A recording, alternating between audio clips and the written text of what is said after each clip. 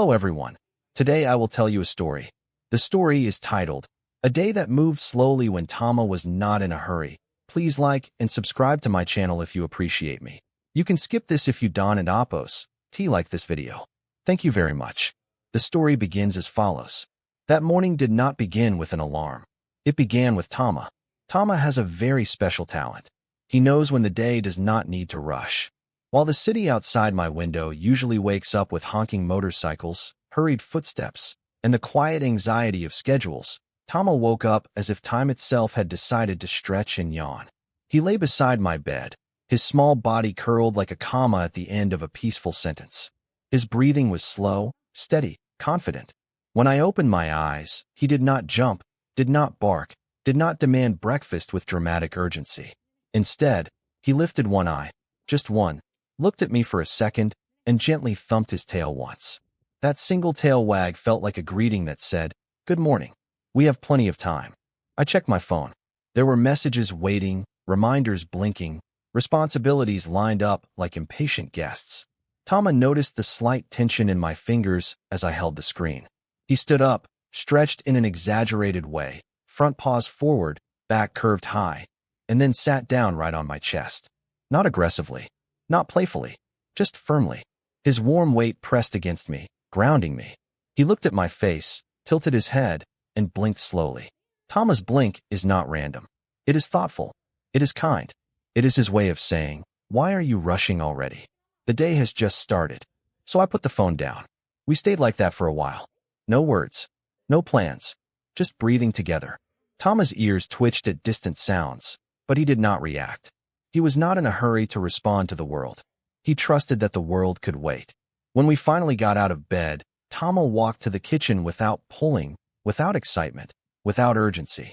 He sat patiently as I prepared his breakfast. Even when the food bowl touched the floor, he waited for my signal, eyes focused but calm. When I nodded, he ate slowly, carefully, as if every bite deserved respect. I realized something then. Tama was not lazy. He was intentional. After breakfast, instead of rushing out for a walk, Tama lay near the door, basking in a patch of sunlight. Dust floated lazily in the air. The clock ticked, and for once, the ticking did not feel like pressure. It felt like background music. That morning, time did not run. It walked beside Tama. By the time afternoon arrived, the world outside had sped up again. Emails came in waves. Tasks piled up. My mind tried to race ahead, listing everything that needed to be done. Tama noticed. He always notices. When I sat at my desk, shoulders tight, jaw clenched, Tama did not ask for attention. He did not bark or paw at my leg.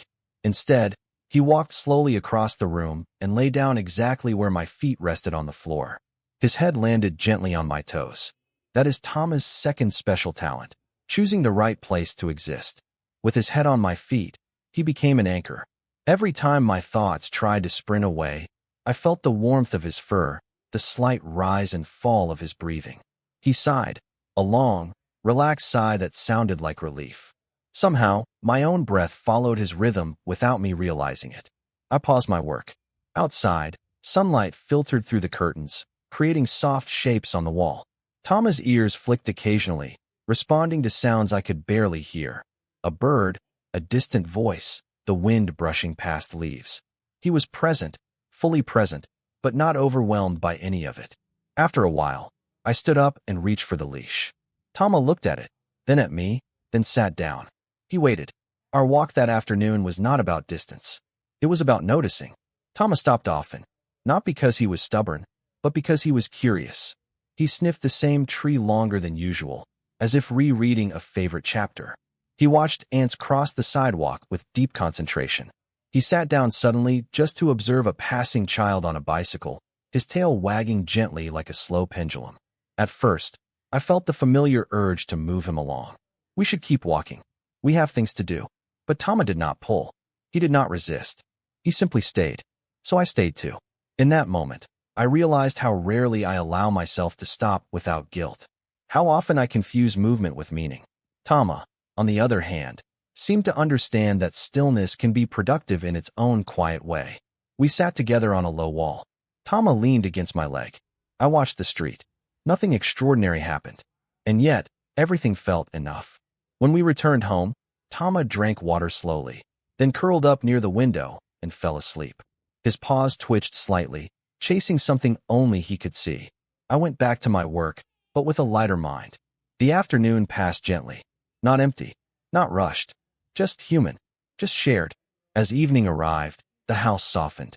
Lights grew warmer. Sounds became fewer. Tama woke from his nap and followed me from room to room, not because he needed something, but because he wanted to be near. When I sat on the floor, he sat beside me. When I stopped moving, he stopped too. That night, I understood something important. Tama did not slow the day down. He revealed the pace it was always meant to have. In our modern lives, we often rush without knowing why. We hurry through meals, conversations, even moments of rest. Tama reminds me that life does not always reward speed. Sometimes it rewards attention. Animals live in the present not because they lack ambition, but because they understand what truly matters: safety, connection, and calm. From Tama, we can learn practical lessons for daily life. First, allow yourself moments of intentional slowness, short pauses where you breathe, observe, and reconnect with your body.